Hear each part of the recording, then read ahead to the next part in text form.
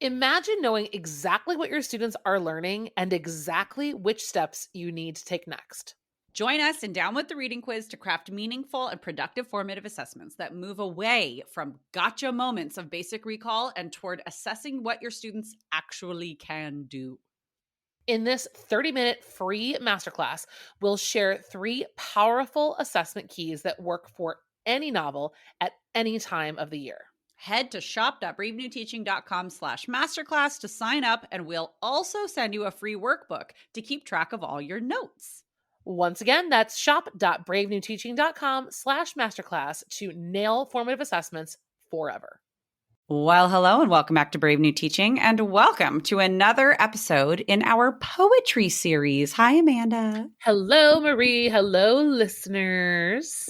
How are we doing on this fine day? I mean, always excited when poetry's on the table. I It's true. really can't lie. I mean, it gets me so pumped. I'm just excited. It's true. It's true. And we are going to dig in today a little bit into the where and when of teaching poetry. We know that a couple weeks ago we had a rerun for you on just kind of our philosophies and approaches to teaching poetry. And so now we want to talk about it from a zoomed out curriculum standpoint. This is very much like our curriculum rehab hat going on here of let's just step back. Take a look at your curriculum, take a look at your school calendar, take a look at where everything fits, and let's figure out the best way to make this work for you. Right? Yes. Right. This episode might be the most zoomed out conversation around poetry that we have. The zoomed in poem, line, stanza level, that's all going to be in our poetry workshop. But today is definitely the fitting it in, which matters. I mean, this is something that I harp on, I don't even know who cares to hear it, but I keep talking about it. I do. I care. But it matters that we make intentional decisions about when and where poetry is going to go in the curriculum, in the walk toward graduation. Where is it going to be seen, studied, analyzed, played with, experienced, all of those things. Well, and those really important skills that are specific to poetry or that really get honed when you're looking at poetry are worth the conversation. And poetry is one of those things that does feel like extra sometimes because it's well, I already did Shakespeare, so whatever, but not whatever. We're trying to have the conversation today.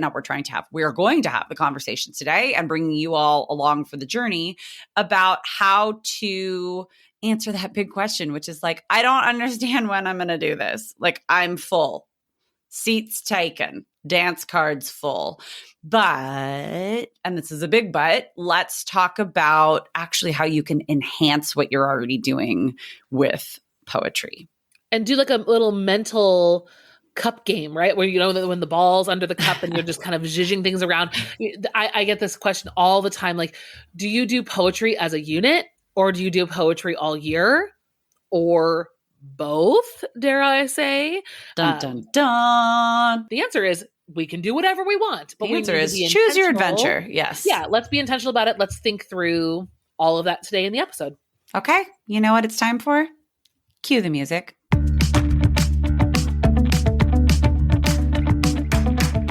You're listening to Brave New Teaching, and we are so much more than a podcast. We give teachers the inspiration, support, and tools to challenge the status quo. I'm Amanda, and I'm a former English teacher from Illinois. And I'm Marie, and I'm a teacher from Southern California. Join us at bravenewteaching.com to find out more about our courses, festivals, and get every episode's show notes. We're so glad you're here. Enjoy the show.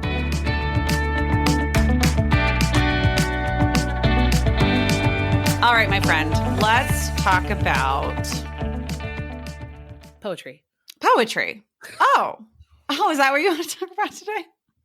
Oh, no, I was going to say, where should we start this conversation? I'm kind of thinking, let's start this conversation around what do you mean by the two options that you have here today, right? What would it look like if poetry is a standalone? What would it look like if poetry is sprinkled throughout the entire, it sounds self-explanatory because it kind of is, but then at the same time, it bears a little bit of okay, but this is one of those moments of okay, I get it. And then you sit down and you go, I don't get it anymore. Well, right, because poetry is that versatile, it's just versatile. And I think that's what makes it intimidating, is that there are so many options with it that I think we get kind of bogged down by and overwhelmed by having to make all those decisions. Yeah. So, I think that one of the things we need to think about with poetry is just, first of all, what are the merits of each, right? So what are the merits of doing poetry as its own unit with poems stacked on poems, stacked on poems, stacked on poem, right? Like when a lot of poems are being read and analyzed, interpreted in succession. What are the merits of that? Like what is unique about that experience versus what are the merits and the experience of having a poem and the poetry experience spread out throughout the year? For me, there are definitely merits to both. I mean, I think that a poetry unit gives you a very special and unique momentum when it comes to getting comfortable interpreting and analyzing poetry. I think if your goals are on that end of the spectrum and you really want to see students grow in their ability to either close read or talk about the big six, or, really you're building poetry skill, I think then having it in its own self-contained unit is probably going to be, really, really powerful in that regard. Whereas I think the benefit of spreading it out is poetry stays special all year. Because again, on the other side, on the downfalls, right, having lots of poems back to back, kids can kind of get burned out. They're like, another poem. Right. They get really a little manufacture that. Yeah. They get a little crotchety about it. Yeah. They get a little crotchety. Whereas like when you spread them out, the poems are very tied, at least in my experience, they're supplementals. They're tied to essential questions. They're mirrors, windows, doors to the novels that they're studying and other things. They're in a totally different context. And it's more of like the content that matters than, analyzing the turn, for example.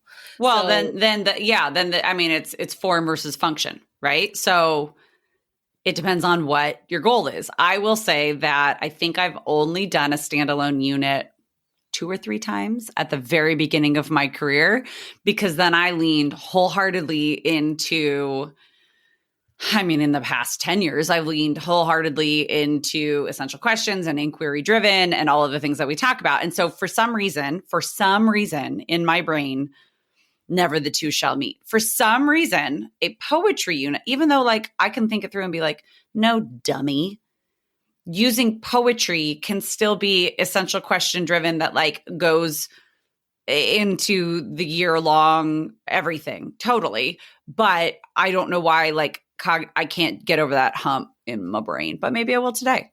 Well, it's hard. I mean, I'm like you. Honestly, I don't love doing a poetry unit. I don't like it.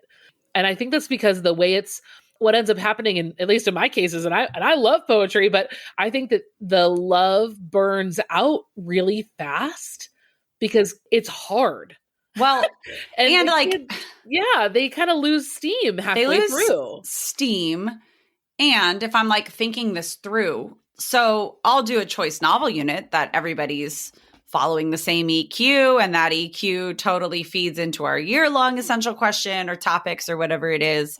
But like the text that they're looking at is 3 weeks worth of text. Any given poem, like I would have to be gathering and gathering and gathering poetry that's all thematically or topically linked to be able to make that work. And I think that is something that is overwhelming to me. But then I go, no, idiot, do novels in verse. Yeah. Yeah. So like my self-talk needs some work, but I'm a little rough on myself.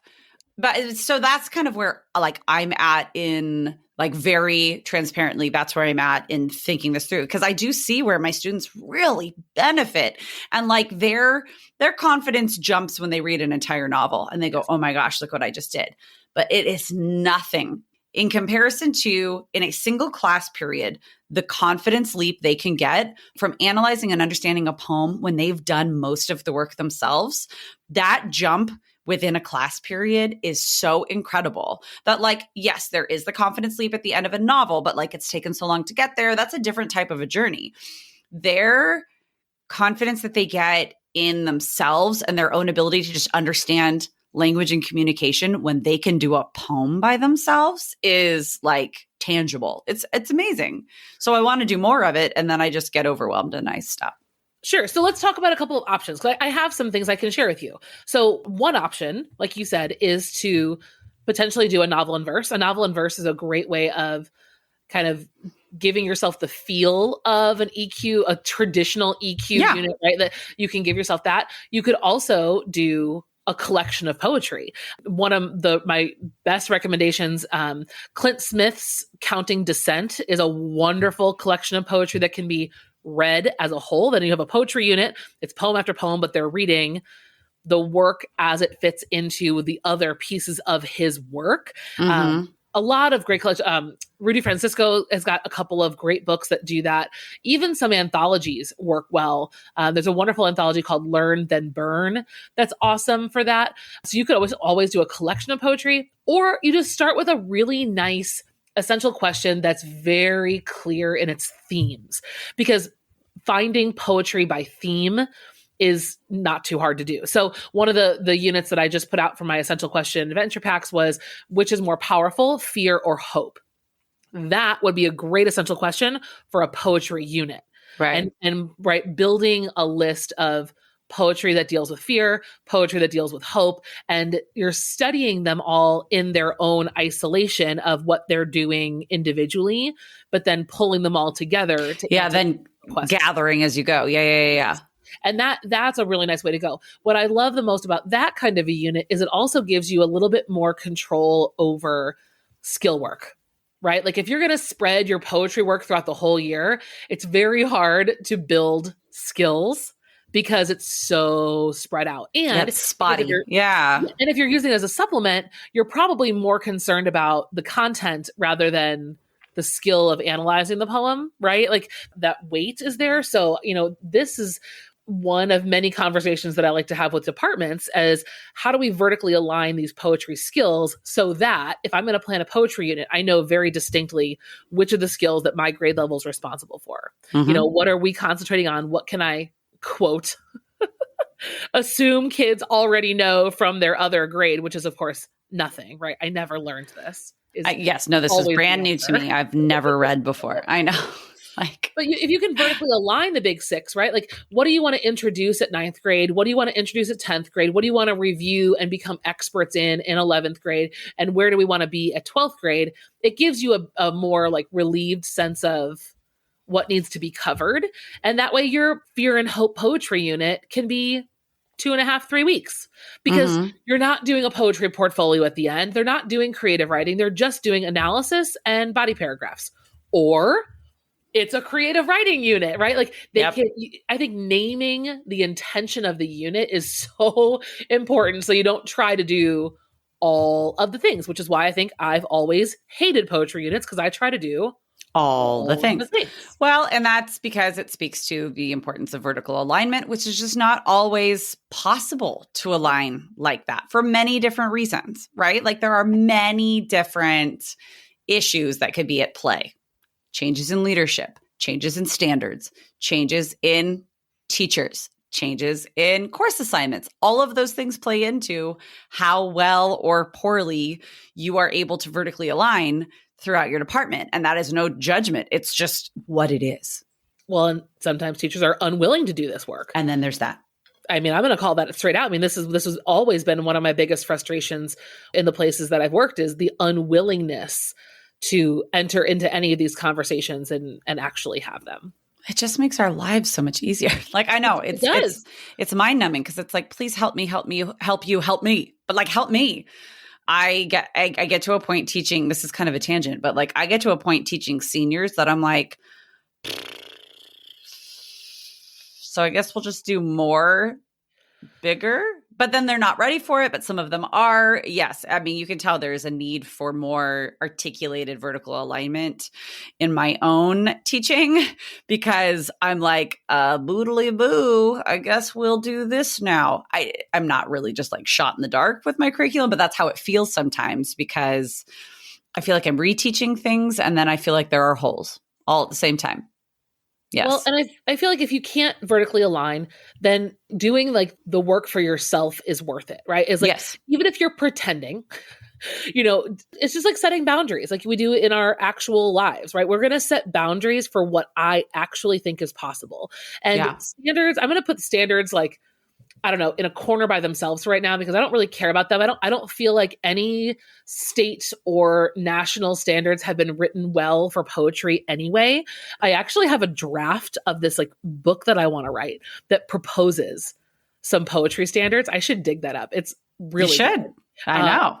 And this is kind of why I created the Big Six, because for me, I never really cared about standards anyway. We'll be fully transparent. Standards are dumb.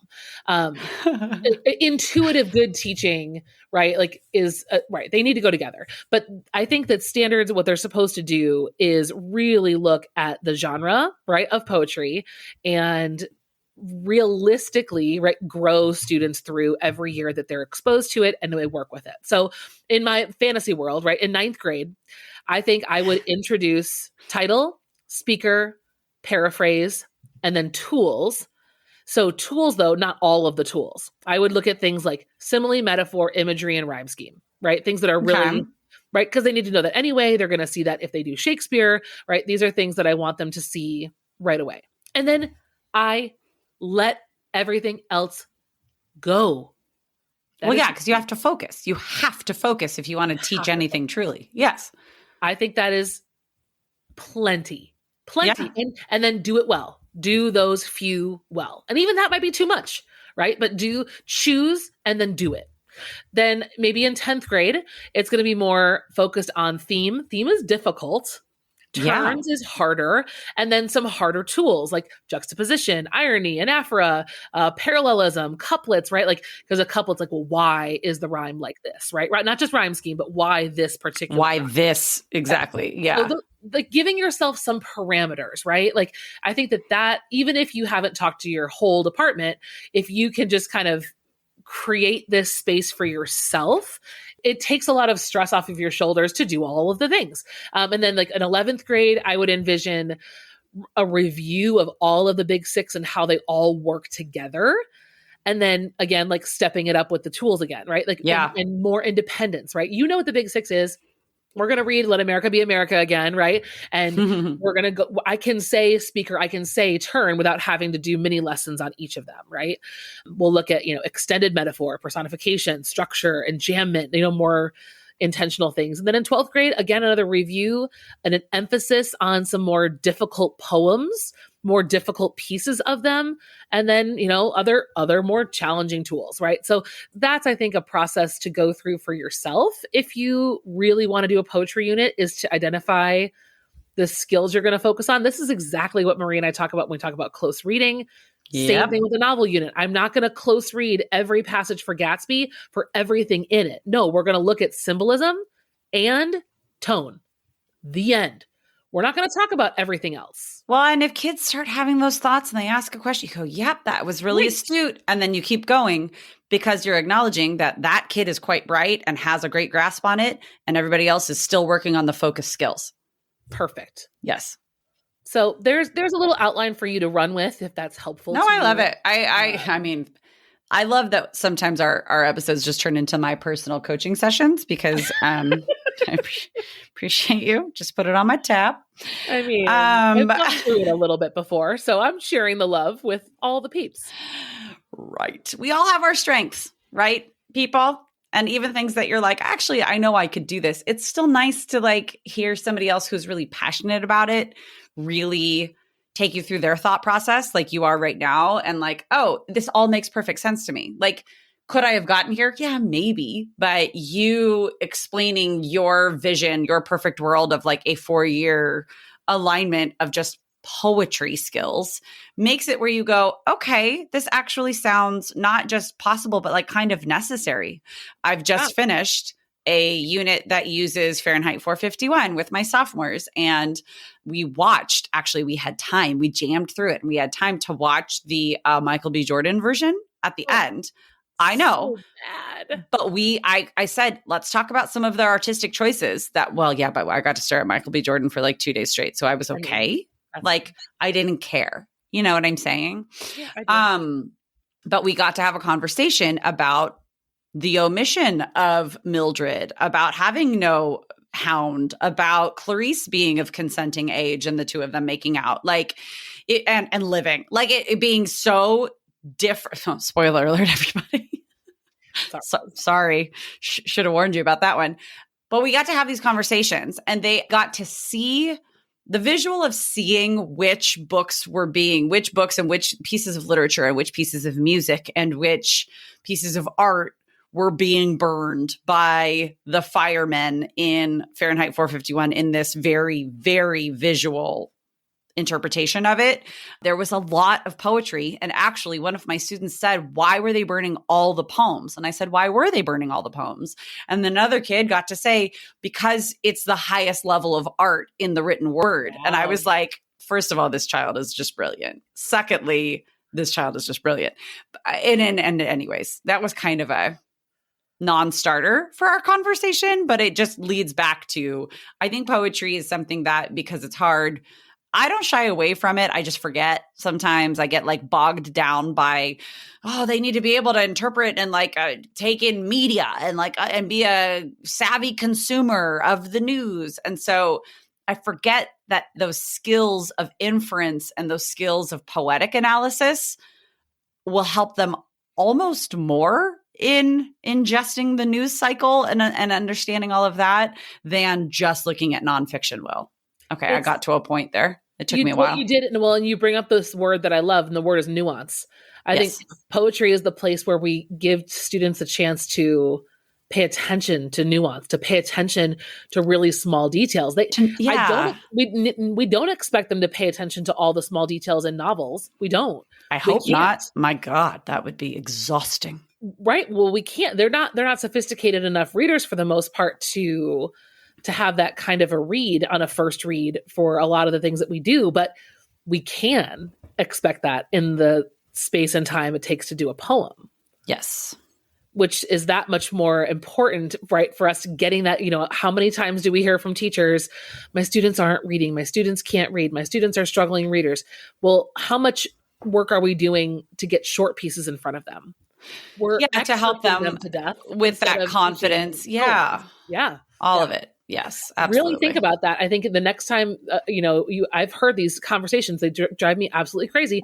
Admin coming in and saying, we're doing excerpts only. We're getting rid of novels. I'm like, I want to scream. I cannot understand. That is not today's episode. I know it's not today's episode, but like, wait a minute. Raving episodes to come. But are you telling me, and you've said this before, and every time I'm like, no, that's not what she means. Are you telling me that in some schools, leadership, administration comes in and says, this is what you're teaching? Yes. Oh my God. Yes. Isn't that against ed code? What is an ed code? Oh, am I a hippie from California? Yep. Got it.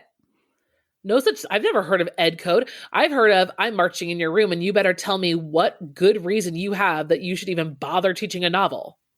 This happens all the time, Marie. Oh my God, the apocalypse is now. Okay. It is in full. Like, ugly, it's not that this is news to me. It's just that, like, it's ugly. What? Like, I guess I just don't know what my reaction would be. And I definitely have the privilege of being where I am and teaching where I am when I am. Because that will not happen to me. For a while, it was justify this book, and now it's justify books. It's bananas. And it's this attitude that says, well, if they're not reading them anyway, then why are we teaching them? Got it. It's ugly. And so a lot of places has gotten to this excerpt only. I think this is one ray of hope. If you are stuck in an excerpt only black hole, like we're pushing really hard on the other side to like get that pendulum going the other way. But poetry might be a saving grace in some of those instances where you can get whole, complete thoughts and ideas and things right out of poems, speeches. I know I've talked to a lot of teachers about doing more rhetorical analysis in those situations. Because context is everything. You got to get the full view to have perspective. Yes. So anyway, we digress, but we are. Sorry, I guess I just didn't realize it was as widespread as like it's one of those things I see on social media about excerpts, and you've said it a few times, that I just kind of go, okay, maybe this is just like my curated feed showing me something that is like feels inflated, but like post it on a story. Ask your people; they'll tell you. But anyway, back to poetry. Yes. Back to poetry. So we've looked at, right, the unit level, right? And I think that's the hardest for me, like, to do. I mean, it takes a lot of concentration and a lot of thought into like what the poems are going to be and how they're going to line up, what the assessment's going to be, right? So if you're going that direction, good for you. We've given you some ideas. And we will have more in our poetry and creative writing workshop. Like, absolutely. We're not just leaving you high and dry, but we just kind of wanted you to know, like, there are possibilities out there. Yes. And then poetry as a supplement. I just wanted to circle back to a couple of episodes ago. I talked about my lesson plan with Let America Be America again. And I think that this is a perfect time to talk about the differences in exploring that poem. If I were to do that as a poem in a poetry unit versus a poem in a is the American dream more likely to inspire or destroy us unit. Right.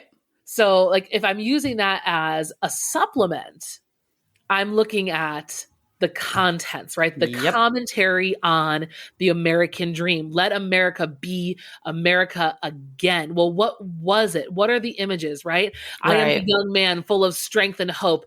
What are all of these things going on in this poem, right? I am the farmer, a bondsman to the soil. All of these lines, I'm not looking at them from the author's craft standpoint first. I mean, that's also. I was just going to say it's an inverted, depending on how you use the poem within the conversation of your classroom. It flips what you look at first. Yes.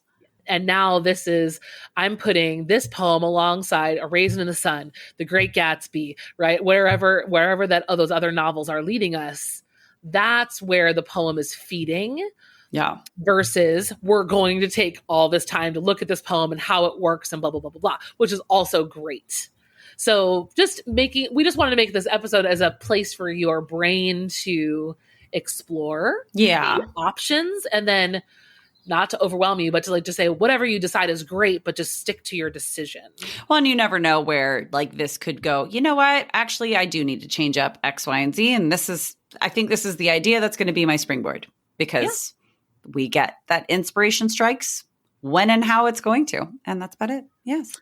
And that's about it. But I love all poetry for all of the reasons. You really can't do it wrong. Please also know that you can't screw it up. Yes, putting you can. A poem in front of a kid. Yes, you can. You can say, guess what I'm thinking. You can say there's only one answer and you must get the yes. So yes, you can. Get poems in front of kids. But get poems in front of kids, but don't scare them. That's it. Don't scare them. Yes. Friends, thank you so much for going with us on this tangent-filled conversation.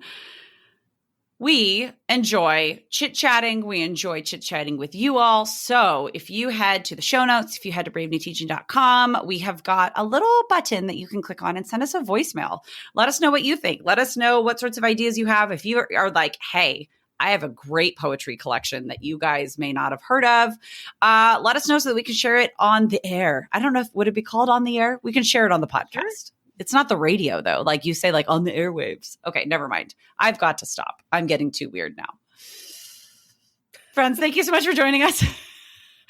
We are excited to see you in the poetry and creative writing workshop. Head to the show notes for more information about that. And we will be back here next week with another episode of the Brave New Teaching podcast. But if you just can't get enough, we have happy hour episodes coming out to you weekly, your little extra dose of Brave New Teaching. They come with a monthly resource and just extra BNT goodness of this dynamic duo. So, okay, I've got one more add-on that's not something that you already said. Okay. If you're interested... And if you're also interested in more of exploring essential question units and blending poetry into your whole year, we'd love for you to check out Curriculum Rehab. We talk about this at length in our flagship course, which we every now and again we'll talk about on the podcast, but that's kind of the place where we can walk you through building a unit, building curriculum that does this kind of inquiry work all year long. Yes. And we will work with your department too. That's actually, we've started to lean into more departmental work. So, let us know. Send us an email, talk to your admin, talk to your team lead, etc. Okay, friends. I'll fly anywhere. If you want me, I'll fly to your school I will come talk to your department and I will vertically align everything for you. I will FaceTime because I'm still in the classroom full time, but we'll see how we can team up and help you out. Call me. Just call me. Okay. Call me. 555. 867-5309. Friends, have a wonderful week at school. Thank you for joining us, and we will see you next time. Bye. Thanks again for listening to Brave New Teaching. We'd love to keep the conversation going over on Instagram. And while you're there, check out the links in our bio for the most up-to-date events going on in the Brave New Teaching community. Thanks for being here and have a great week at school.